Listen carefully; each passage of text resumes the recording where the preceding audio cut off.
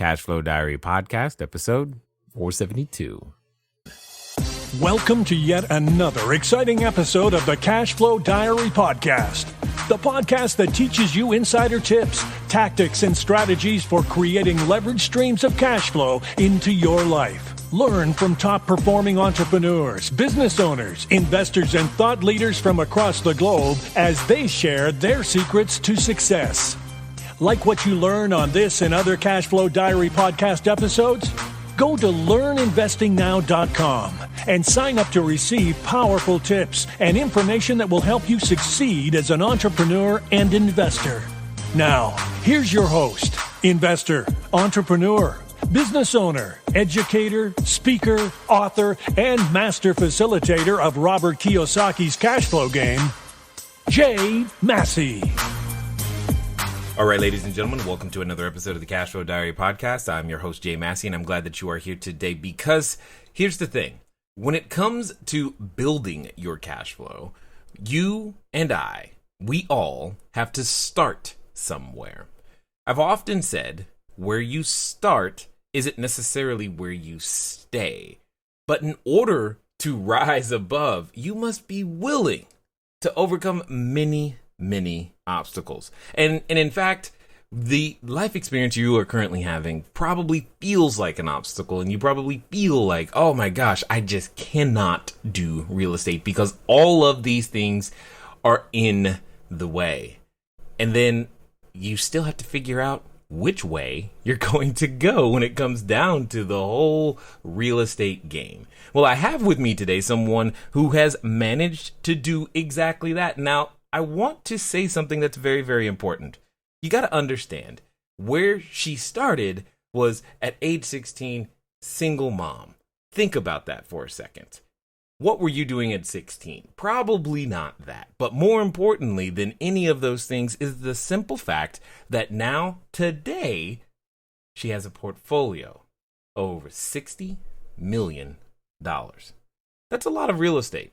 That's a lot of work. That's a lot of lessons. That's a lot of change and growth that has happened.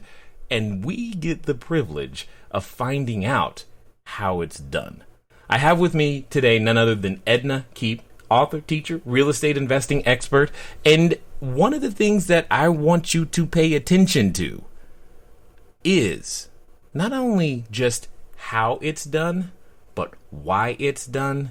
And most importantly, how you can do it too. So let's get ready to listen, to learn, and to love Edna Keep. Edna, how you doing? I'm doing great, Jay. How are you? So far, so good. I'm excited because you remind, like I was saying before we started recording, I mean, you remind me of my mom. Yeah. Because,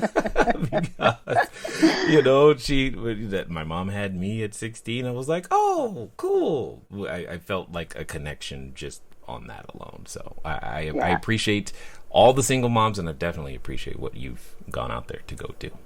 Oh, thanks so much, Jay. Yeah, it's not an easy job.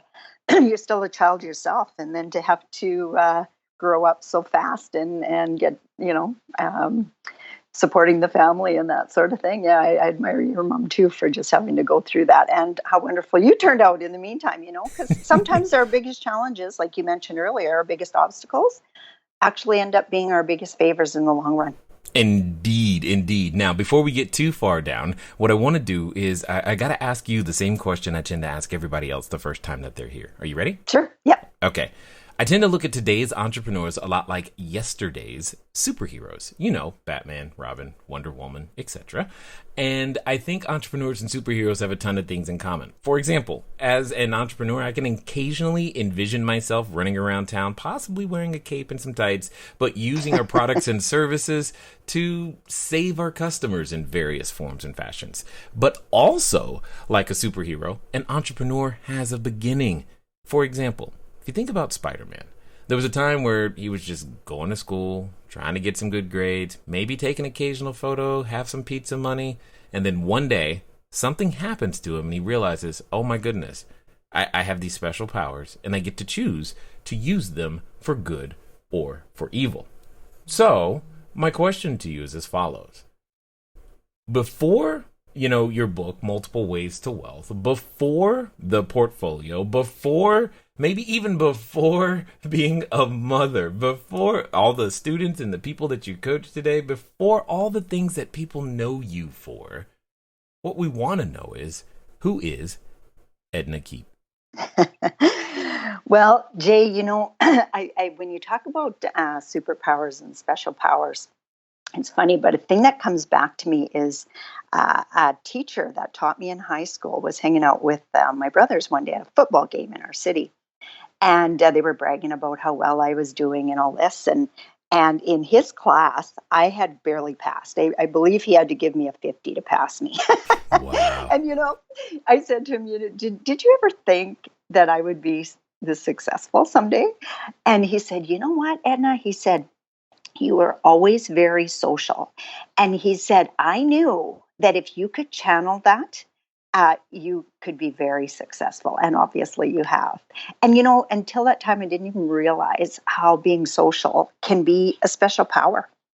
Well, what's interesting when you said that, I was like, I can't think. We've done hundreds of interviews. No one has said being social might be my special power. So I'm right now really, really intrigued because we all know naturally I'm an introvert and social is so not my thing, but I'm interested to hear how that has turned into your superpower. I must know more.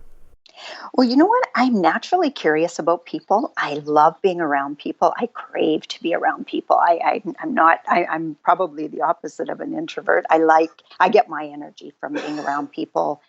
Whenever I have a challenge, my tendency is to pick up the phone and phone some of my key people and just brainstorm with them, because that's how I think best, is on my feet. And so being social is about that. I actually won an award one time for when I was taking the Dale Carnegie course for impromptu speaking. So that you don't really, or I wouldn't think that was a power. I just thought, oh, that's so natural to me. It's so easy.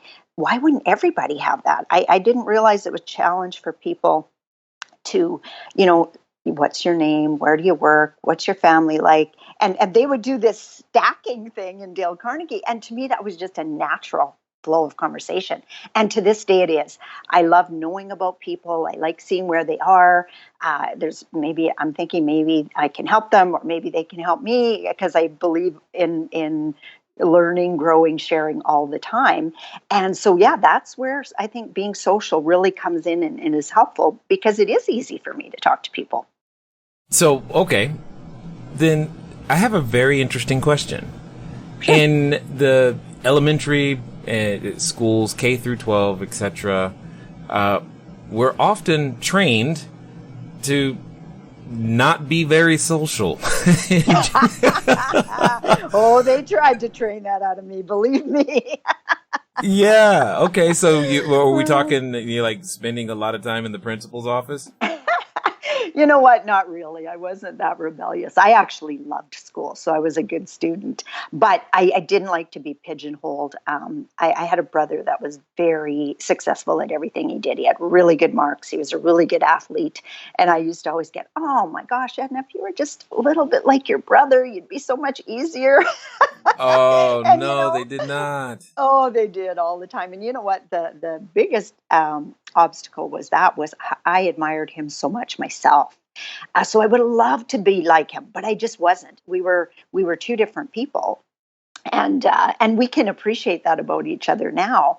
But trying to live up to that when you're young, and having one of the most important people in your life almost being a competition for you, somebody you can never be, was difficult at times, I can only imagine. I was sitting here. I mean, I have 4 children, and one of my middle daughters, I'm wondering if that's how she feels, because the daughter just above her in age is, well, I haven't seen anything she can't do, so I don't even understand, what it must feel like to be.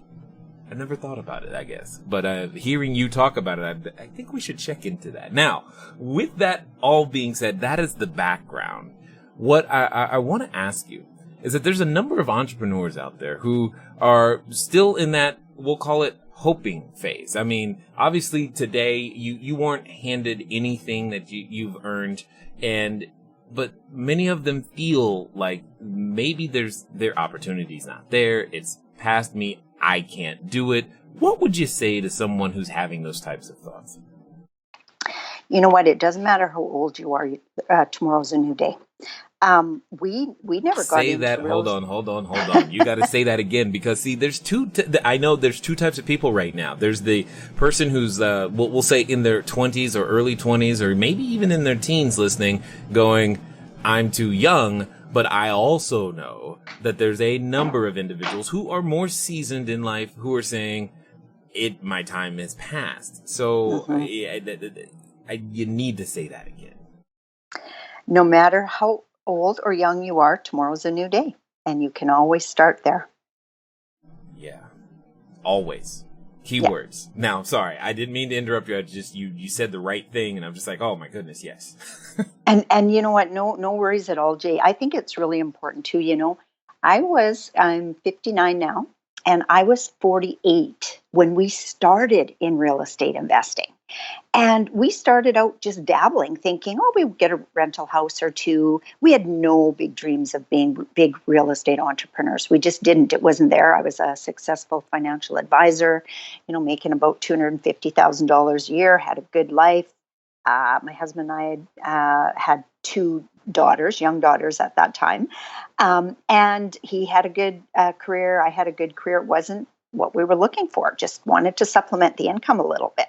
But, when I understood how real estate worked, I couldn't even be a financial advisor anymore. I sold people on life insurance and mutual funds, and I just couldn't even do it anymore. So I ended up selling my practice 2 years in and went full-time into real estate. I am stunned silent because I did the same thing. That's how I got into real estate. Oh my gosh! I felt like I was offering these products that I knew that I suddenly now knew that there was a better solution with it, and it needed to be real estate based. And I'm just like, I can't keep doing this because I feel like this real estate thing would be a better service to people. I've never heard anyone else say that. Wow. Which is good connection. Because, I had my licenses and all that other stuff too. But, okay, so this brings up a great question. Everything was fine. A lot of people seek something because, I lost my job, and, oh my gosh, I got this life-changing event happened, and so now they're looking for a new answer. I'm not hearing that with you. So I think, and I also think it takes a little bit more faith, dare I say a lot of bit more faith, to leave a good situation for something you perceive to be better, but you don't know yet. Where did that courage come from? Well, I'd done that a few times in my life already. Right out of high school, I got what was considered a good job at a doctor's office. I didn't go to university, had no money, had to look after my daughter, so I had to get a job. And it was a 9-to-5 job, Monday to Friday, and my friends were like waitresses and cleaners, and they just thought I had it made. My family thought I had it made. What a good job, working at a doctor's office. The money wasn't all that great, but, Monday to Friday, that's just perfect. But I was bored. I was so bored that I remember being at work and literally fighting back tears because I was thinking, oh my God, this is my life. And then I realized I didn't need to stay there. So I started studying, and I started taking actually correspondence courses because I couldn't afford much else. I was living in low-income housing. My daughter was going to subsidized daycare where I was paying all of $30 a month. And so I signed up for there were ladies in my office who were secretaries and accounting clerks, and they were making more money than me, like $100 a month or something. And I thought, oh my gosh, if I could do that, I would have the cat by the tail, And so I took these correspondence courses. Hold on. I just want to make sure you said the number correctly. You said $100 more a month? Yes. Oh, yeah. Okay. First one was 100 and the second one was 200. And I remember thinking to myself, oh my gosh, if I could make $200 more a month, that would just make all the difference in my life. And so, like I said, I took correspondence courses because I had to. I couldn't go to school full time. And I got my secretarial, then I got my bookkeeping, and then I actually moved to the city. So I left my good job that people thought I was crazy to leave, and I couldn't get a job in the city before I moved there. A lot of people said, "Oh no, you got to actually move before people will look at you and think you're serious." So I moved, and I went down to the EI office, unemployment insurance office, the first day, because I knew I didn't only had enough money to last me a couple weeks, and applied for EI. I had 2 interviews the next day, and I got offered both those jobs. Never had to never collected unemployment insurance in my life, and got a job. And then after a couple of years there, I decided again I wanted more. So I took some administration classes, again, all by correspondence, because that's all I could afford, all I had time to do. And then I got a job as an office administrator. And I was there for 8 years. It was a big move up for me. Now I was making about $43,000 a year, where I was used to making under 20. And I loved it. My boss was great with me. He gave me all kinds of freedom. While I was there, I actually started part-time as a financial advisor through a network marketing company. And he allowed me to set up a group plan at the office. So I had an instant 100 clients. And you'll know what that means. Yes. What? Yes. That never happens. I know. It was such a break for me. And my second year doing it part-time, I made $26,000, which was about half of what I made full-time in my job. And so my manager at the time at the financial services company says to me, Edna, you wouldn't need to make much more to live the same lifestyle. It's different being self-employed. And it was, again, a big move, because I had, by this time I was only working 4 days a week. My boss allowed me to take every Friday off so that I could pursue the financial advice stuff. And I was still making the same money. So 4 days a week, 3 days off on the weekend, everybody again. "Oh, Edna, you got it made. Why would you ever consider leaving there? They love you." And they did. But there was just something in me that knew I wanted more. And I'd read a story in a magazine about this lady who was making $300,000 a year as a financial advisor. And so I thought, you know what? If I could make $100,000 a year, I would just have the cat by the tail, And so I took the plunge and I went full time. And the first year I made $67,000. The second year I made $187,000. And I knew then that I was finally on a path to financial freedom, because that was my goal. I always wanted to be financial free. I hated people telling me what to do. And although I was a good employee, a decent employee, my bosses always loved me. I just felt like I could do so much more if I was just my own boss. And true, as a financial advisor, Jay, you don't have a boss. You have maybe a mentor or somebody who will help you out, but you call your own hours, you call your own income. And again, I stayed there for 8 years because I was making good money. A lot of it was passive income because we got trailer fees. Right. So I was making a good, at least $10,000-$12,000 a month just from trailer fees. So before I left, I was down to working. I went to 3 days a week after my girls were born. They're 16 and 14 now. And then the last 2 years when I was doing the real estate, I went down to 1 day a week. And my assistant handled a good portion of it. But another reason besides that I couldn't sell anything, because she was basically doing all my selling for me at that point. Oh, that's right. Was I couldn't sell it. She decided she was going to leave, and I went, "Oh my gosh, if I got to do that work, I won't." So I sold my practice to a fellow that was right in our office.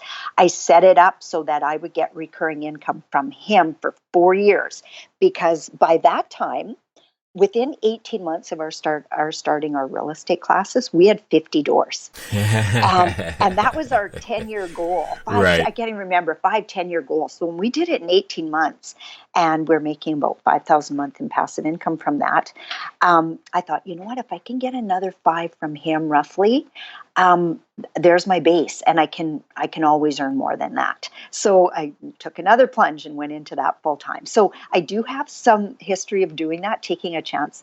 And I would say and you know what, it's taking a chance on yourself more so than taking a chance on the industry. Because no matter what I did, there was no choice. I couldn't fail because I had a kid to look after. Well, it's funny you mentioned that, because that's exactly, I was getting ready to say, would you credit the fact that having been a mother at 16 to being willing, or just seeing that life in sense of, I don't have a choice. I have to keep moving forward. I have to try to make this work. I don't have the luxury of fear. Yeah, exactly. And you know what? To this day, Jay, I feel the same way. I feel exactly the same way. I don't have that luxury. Right. And some people will take crazy, crazy chances. I was just reading an article before we got on the call about a Richard Branson entrepreneur and how he was finding somebody to run his business. And he took his 12 prodigies up to the Niagara Falls to see who would jump in a barrel with him and go over the Niagara Falls. And only one person jumped up and said they would. And he thought he would because that was a necessary risk you'd have to take, that Branson would like that. And just before they were going over, Branson jumps up and says, no, that's sure death, guy. He says, I wouldn't work with you because you take too high risks. So with me, that's how I felt. I could never take really, really, really high risks that depended on anyone else but me. But I could take enough risk and rely on myself that I knew. Like my manager said, Edna, if you can make $26,000 a year part-time, can you imagine what you can make full-time? And although I was nervous about it, I did it. And then when I left the financial planning, I thought, you know what, if we can do 50 doors in 18 months part-time, what the heck can I do full-time? And that's exactly what happened. I got to know the right people. I've had a coach in my corner since 1999. I've never been without a coach. I hired my first one when I was a financial advisor. And the reason I did it, because we were at a convention one time and all these big producers, somebody at the front of the room said, how many of you guys have a coach? And the big producers who I got to meet all put up their hands. And I went, okay, that's what I need to do. And I am a big believer in getting help. Don't try to do everything all by yourself, because there's so many learning curves that you can go through where somebody else has gone through it before you. So it fast tracks you by dealing with a coach, I think. No argument there whatsoever. I was taught a long time ago there's this 4-stage process. Watch me do with me, do alone, then teach another. And you clearly have gone through this 4-stage process, and now you're transitioning, or you're beginning to share your information. And I think that's just the natural evolution of all of us, wanting to contribute. And Yes. I think you've stunned a few people, because if we do the math, you're saying in 11 years you've been able to build a very sizable portfolio. You're breaking their brain, for lack of a better way of putting it, because it's like that. I know what it's like to set this intention and this goal of, because I again, when we started, I thought it was going to take. I said to myself, I'll give myself 10 years. To get to $10,000 a month. I'm chuckling today, but I didn't know any better. That's all I knew, but we need that goal. So what I want to talk to you about is, because your goal was 200 more a month, and I'm just like, how has talk to us about the Edna then versus the Edna today? What do you think she's learned that has contributed to her mindset changing so much? When I was younger, I had a fixed mindset, basically saying, well, this is just me. When we were in school and I was comparing to my brother, I was like, well, this is just me, and I'm not that smart, and I'm not good at sports. I'm not that good. I'm not that nice. Like, my brother was super nice. I wasn't that nice. Like, you're always beating yourself up for what you're not. Well, once I learned that everything out there was learnable. Absolutely everything. That made all the difference for me. I used to think that, I was born this way and I'll never have a really good job and I'll always be kind of dumb. And, Whoa. But you don't have a really good job. No, you're right. I don't. And you know what? For a long time, I beat myself up about not having the kind of jobs some of my friends did, government jobs and stuff. Now I realize, that just wasn't my path. Wasn't my path at all.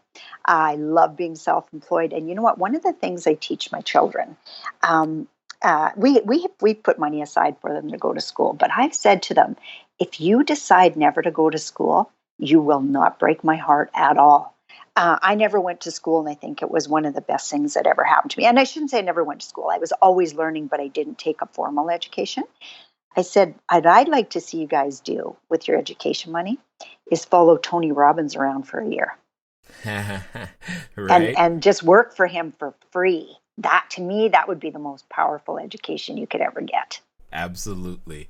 And I share your sentiments. I've told my kids that if you're going to school, I'm a little bit stronger. It's like, if you're going to go to college, you're going to pay for it. I'm okay. not. Yeah.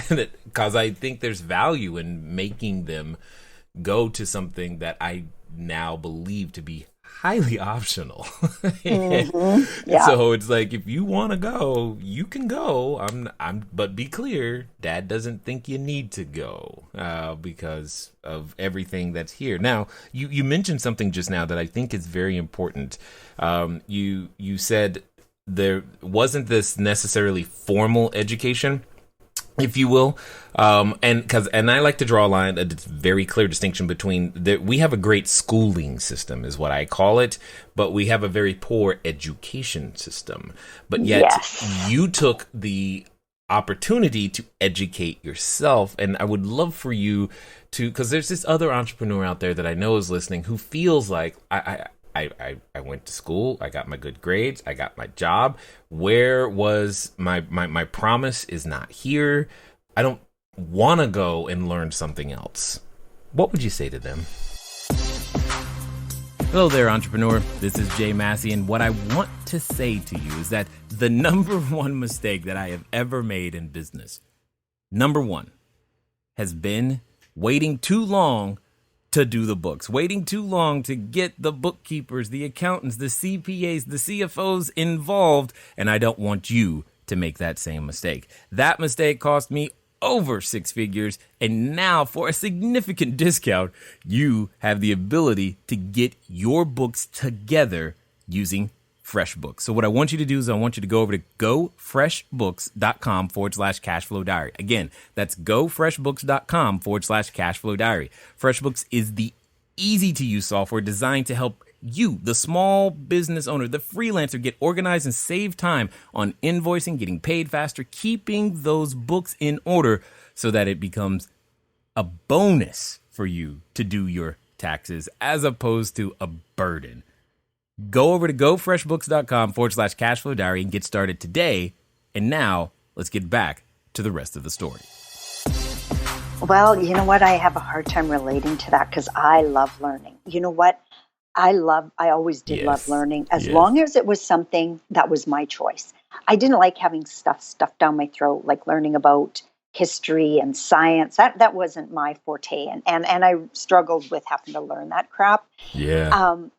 But if it's something I'm interested in, I love it. I study every single day something, and I love it. I love learning. I love growing as a person, and I love sharing what I learn too. That's where my social part comes in, right? So I love reading. I love taking classes. I love working with coaches, and I love sharing that because I know a lot of people, they think that education is going back to the school they went to years ago. Right. There's so many opportunities online. You can sign up for a course, a webinar, a masterclass, a video series. There's so many different ways of learning, and if you tailor it to what you're interested in, that person just has to spend some time figuring out themselves. One of the things I work with my students is, I want people to be happy, wealthy, and wise. not just wealthy, not just wise, but happy at the same time. And if you're not doing stuff that makes you happy every day, it's got to be a rough life. I would hate that. And, it takes getting to know yourself to realize, first of all, what you're good at. So start by anything. Like one of the questions, what were some of your hobbies when you were a kid? What did you absolutely love to do and you would just get lost for hours? And then how can you make some kind of business out of that? Yeah, totally.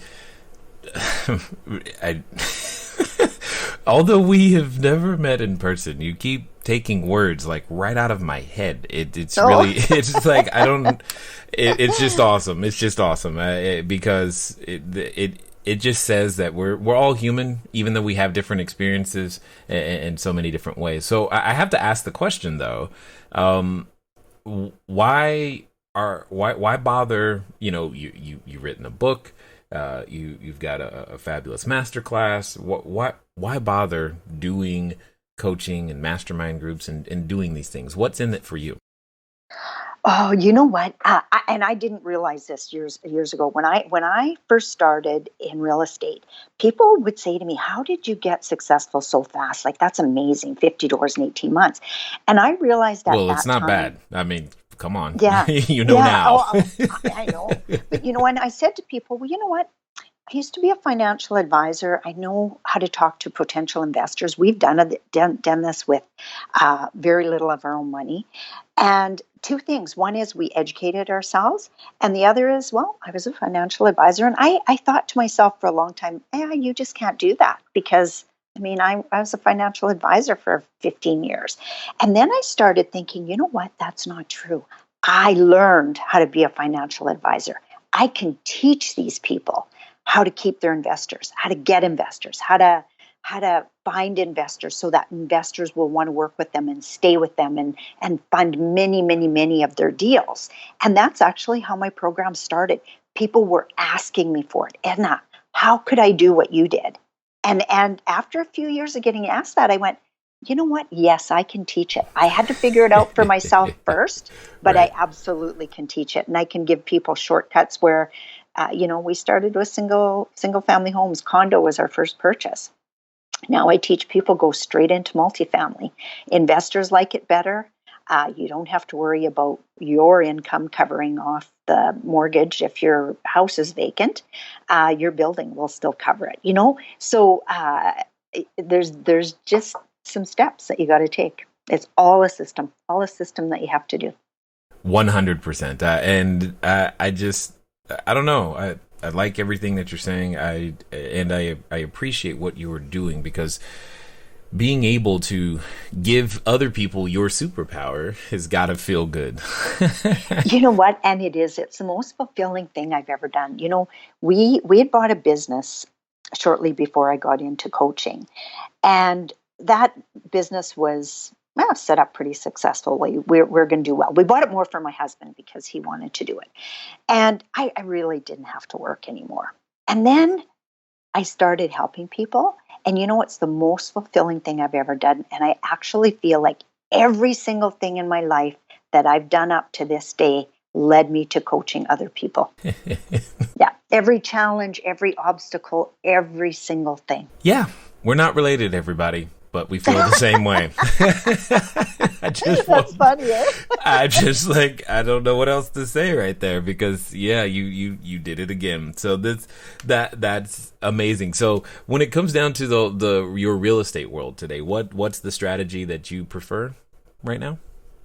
We primarily buy multifamily, and we're in a niche of about generally anywhere from 12 to 36 units we'll buy at one time.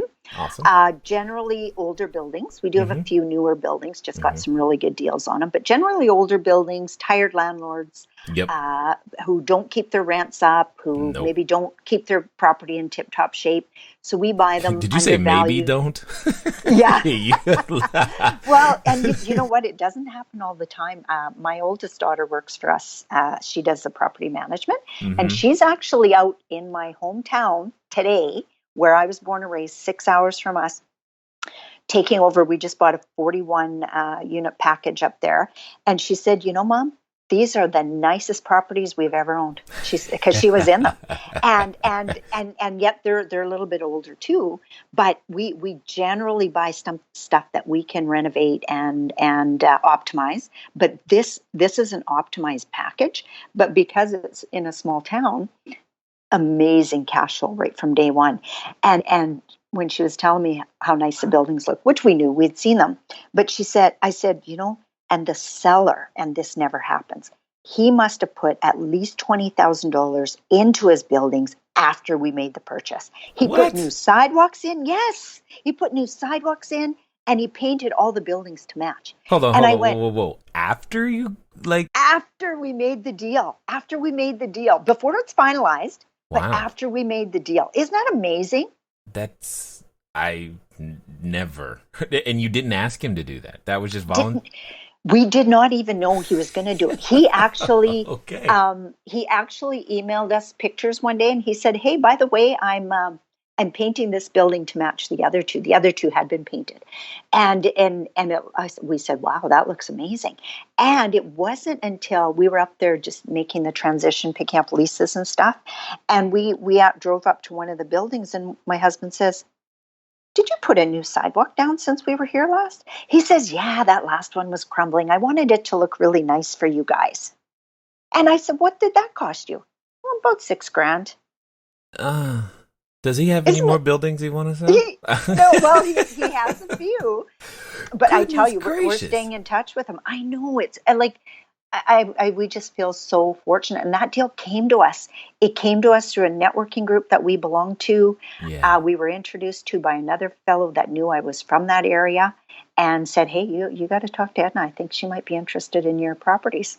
And you are a wealth of information, and there's a lot that can be learned, and I think there's a lot that can be just caught more than taught by listening to you and hanging around and just knowing what you're up to. In fact, I'm going to take a stab and say that there's a number of individuals right now who are listening who want to find out how they can get more of Edna. So what's going to be the best way for them to track you down? Well, my website's ednakeep.com, very easy, but I have a free resource I'd like to offer your audience. Okay. And I like people to start here because if they're at all interested in doing what I do, my story's all in there, how we started, how they can get started. And it's about a 55-minute masterclass. And they can find that at ednakeep.com/90 days to 5K. And I'm actually in the process of doing a name change on that. But the reason I came up with 90 days to 5K is I feel that within 90 days, I can teach you what it's going to take for you to make $5,000 a month in passive income. Because that was our goal when we started. If we could make $5,000 a month in passive income, we'd have the cat by the tail. And I've had students from age 19 to 72 who've hit that. They've actually hit it quicker than we have. So that's a free resource I'd like to offer. And then if people want to connect with me through ednakeep.com/cashflowdiary, which is the URL of yours, where I can follow up and make sure that I know where my referrals are coming from. And I'd love to set up a strategy call with them with one of my team members and see if it is something that would fit for them. Excellent. And I definitely appreciate you continuing to share, to influence, to change, to go out there and make lives better. Now, as we wind down, I got a final question for you because I think your answer is going to be unique for sure. So let's pretend for a moment that there's this other person who's listening right now who's on what I like to call the precipice of decision. They've listened to you this entire episode and they're going, man, if Edna can do it, I can do it. Or they're saying, you know what? It is time. I'm going to get a coach. I'm going to take my business to the next level. Or, I'm jumping both feet in. That's what I'm going to do.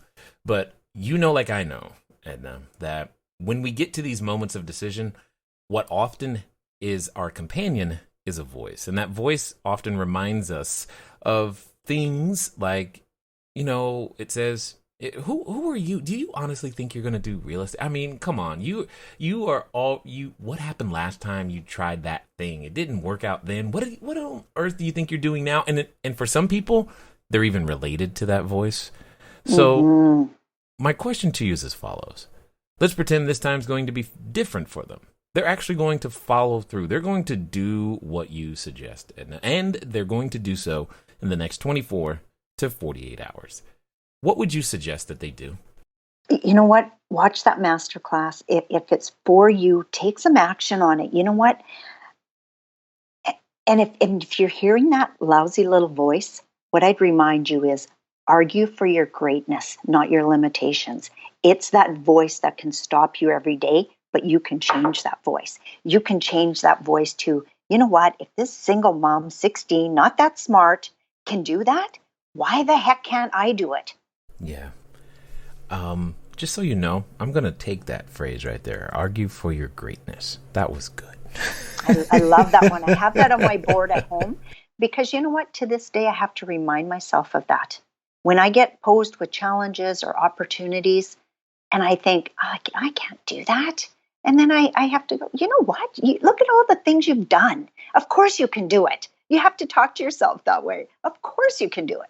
It might take you a little while. You'll have to learn. You might have to spend some money on your education and your coaching, but absolutely learnable. Everything's learnable. Yeah, I love that. I definitely appreciate everything that you stand for, what you guys are out there doing, the team you built, the lifestyle that's around you, and just the sheer fact that, you know, the playing field is level, and that's what I hear when you speak. It's like, look, you have the capability of learning, and now it's time to get started. And I appreciate you sharing your knowledge, your wisdom, as well as your insight here with us today at the Cashflow Diary.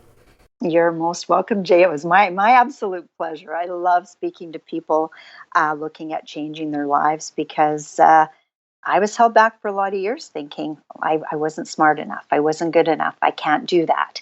And if I can help one person get past that, then I did my job. All right, ladies and gentlemen, you know what time it is. It's time for you to move at the speed of instruction. What does that mean? That means get over to ednakeep.com, 90 days to 5K. Why? Because 90 days are coming, whether you like it or not. The difference is will 5K be there for you or not? And now you know what you need to do. You don't have to question. You don't have to wonder. You don't have to guess. You just have to follow, implement, and as I like to say, move at the speed of instruction. Ladies and gentlemen, it's been fun talking to you today. I look forward to talking to you soon.